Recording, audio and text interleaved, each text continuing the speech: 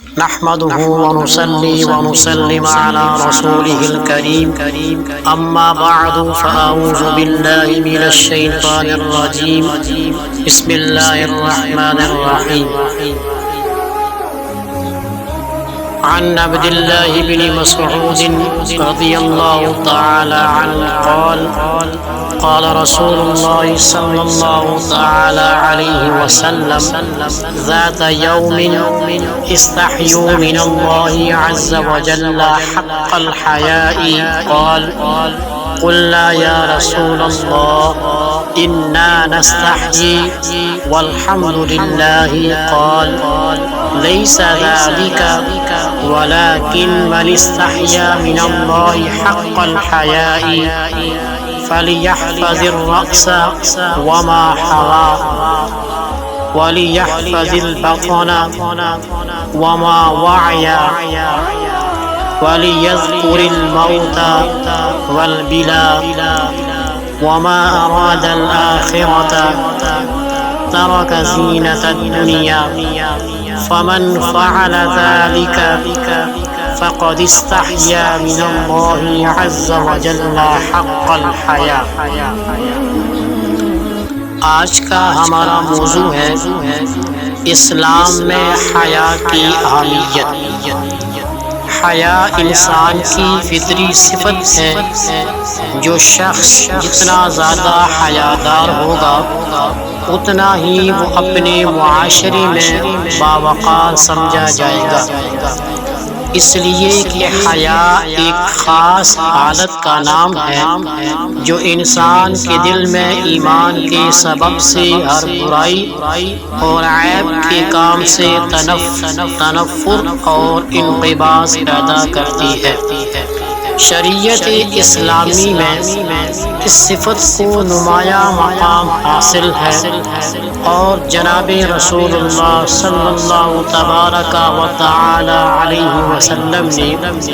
امت کو اس کی نہایت تاکید فرمائی ہے۔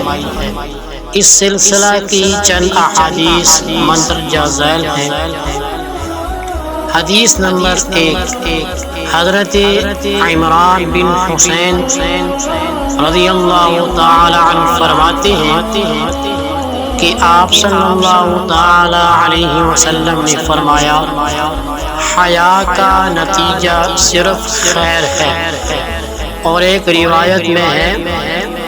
کہ حیا ساری کی ساری خیر ہی ہے۔ حدیث نمبر 2، حضرت زید بن طلحہ رضی اللہ تعالی عنہ فرماتے ہیں کہ آپ صلی اللہ تعالی علیہ وسلم نے ارشاد فرمایا ہر دین کی خاص عادت ہوتی ہے اور اسلام کی عادت حیا ہے۔ حدیث نمبر 3، حضرت ابن عمر رضی اللہ تعالی عنہ آپ صلی اللہ تعالی علیہ وسلم کا ارشاد نقل کرتے ہوئے فرماتے ہیں کہ آپ صلی اللہ تعالی علیہ وسلم نے فرمایا حیا اور ایمان دونوں ایک دوسرے سے ملے ہوئے ہیں،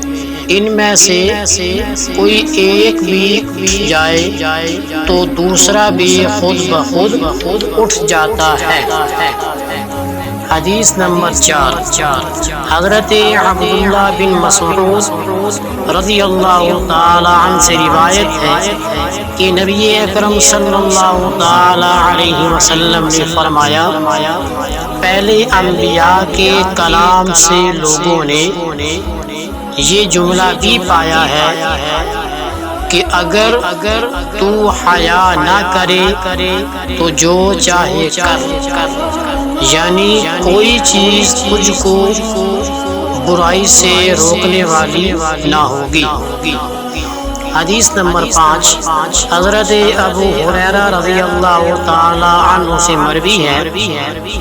کہ آپ صلی اللہ تعالی علیہ وسلم نے فرمایا حیا ایمان کا عام ترین شعبہ ہے۔ حدیث نمبر 6 حضرت ابو ہریرہ رضی اللہ تعالی عنہ فرماتے ہیں کہ نبی اکرم صلی اللہ تعالی علیہ وسلم کا ارشاد ہے، حیا ایمان میں سے ہے اور ایمان جنت میں سے ہے، اور بے حیائی بدی میں سے ہے اور بدی جہنمی ہے۔ حدیث نمبر 7 حضرت انس رضی اللہ تعالی عنہ سے مروی ہے کہ حضور اکرم صلی اللہ تعالی علیہ وسلم نے فرمایا، بے حیائی جب بھی کسی چیز میں ہوگی تو اسے عیبدار ہی بنائے گی، اور حیا جب بھی کسی چیز میں ہوگی تو اسے مزین اور خوبصورت ہی کرے گی۔ حدیث نمبر 8 حضرت عبداللہ بن عمر رضی اللہ تعالیٰ عنہ کی روایت ہے کہ محسن انسانیت حضرت محمد مصطفیٰ صلی اللہ تعالیٰ علیہ وسلم نے ارشاد فرمایا، اللہ تعالیٰ جب کسی بندے کو ہلاک کرنے کا ارادہ کرتے ہیں تو اس سے حیا کی صفت چھین لیتے ہیں، پس جب اس سے حیا نکل جاتی ہے تو وہ بغض رکھنے والا اور دوسروں کی نظر میں مبغوض ہو جاتا ہے۔ پھر جب وہ بغیض و مبغوض ہو جاتا ہے تو اس سے امانت نکل جاتی ہے، جب اس سے امانت نکل جاتی ہے تو وہ خائن اور لوگوں کی نظر میں بددیانت ہو جاتا ہے، جب وہ خائن اور بددیانت ہو جاتا ہے تو اس میں سے رحم کا مادہ نکل جاتا ہے، جب اس سے رحم کا مادہ نکل جاتا ہے تو وہ لاعن ملعون ہو جاتا ہے، بس جب لاعن اور ملعون ہوتا ہے تو اس سے اسلام کا پھندا نکل جاتا ہے۔ الغرض برائیوں سے حیا اور شرم نہ صرف عام لوگوں بلکہ شریعت کے نزدیک بھی نہایت پسندیدہ عادت ہے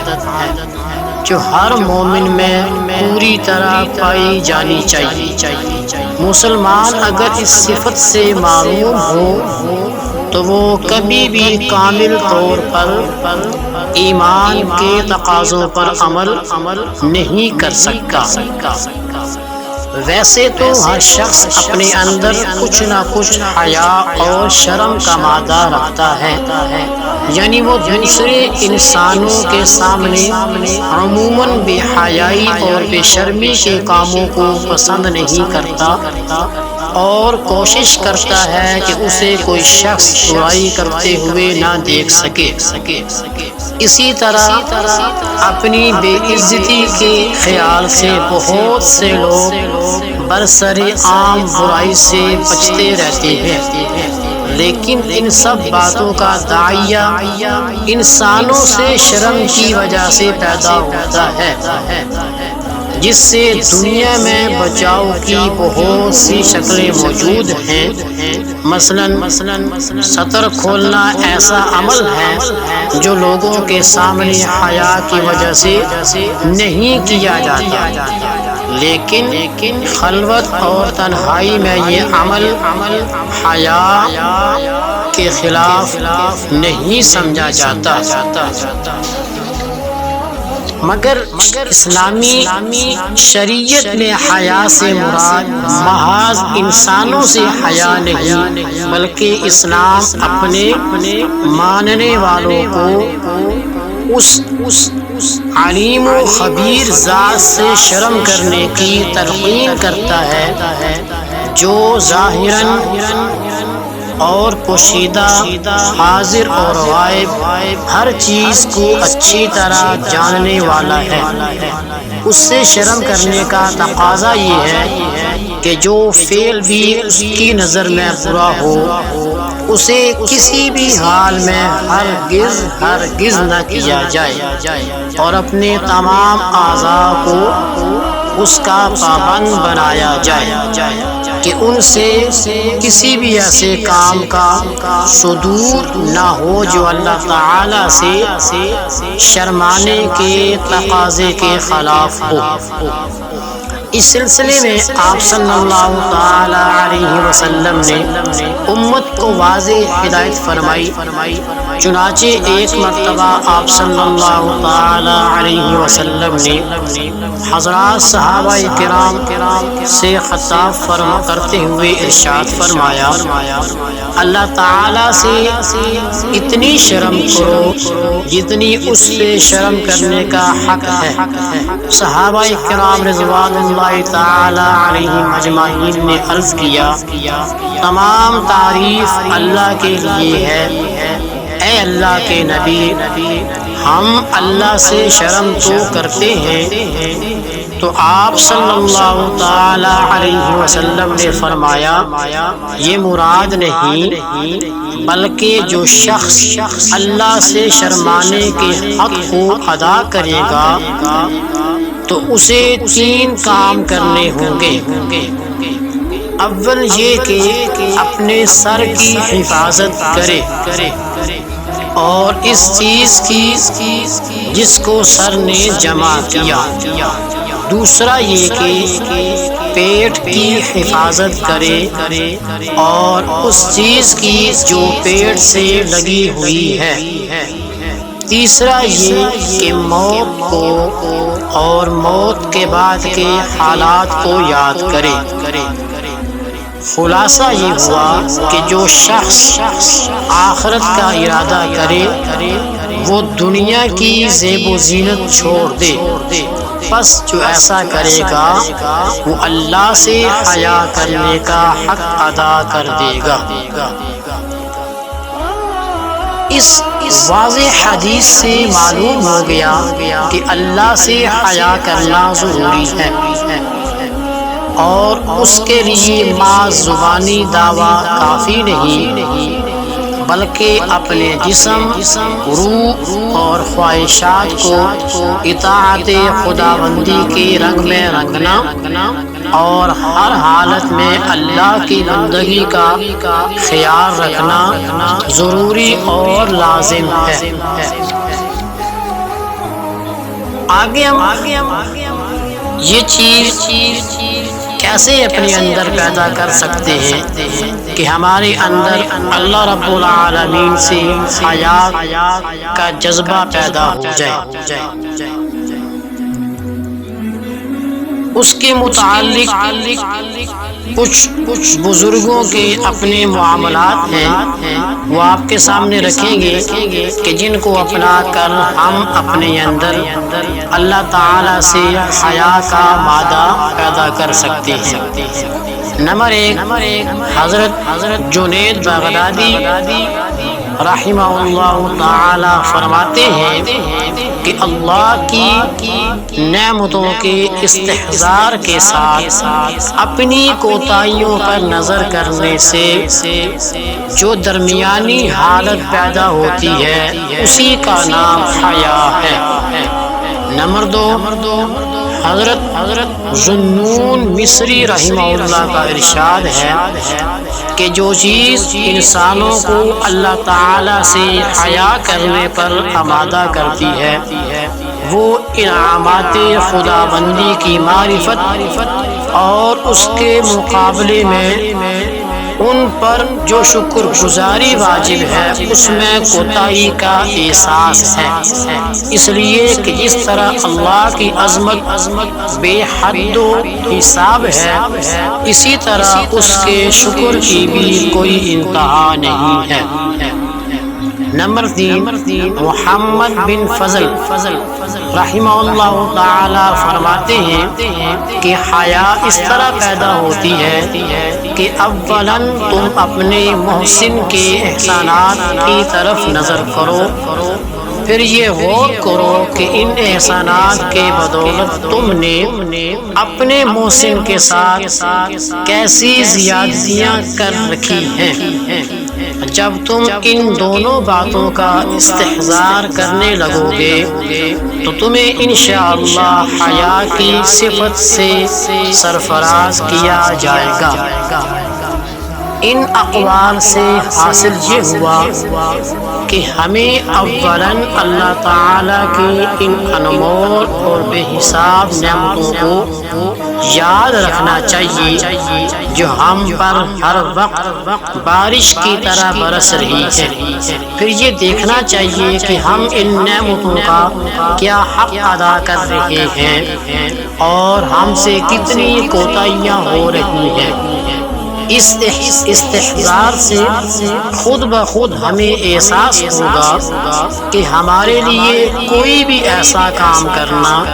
ہرگز مناسب نہیں جس سے ہمارے عظیم محسن کو ناگواری ہوتی ہو اور اس کی نعمتوں کی ناقدری لازم آتی ہو۔ اسی احساس کا نام حیا ہے جو مومن کی اہم ترین امتیازی صفت ہے۔ اللہ تعالی امت کے ہر فرد کو صفت حیا سے مالا مال فرمائے۔ آمین۔ اللہ حافظ۔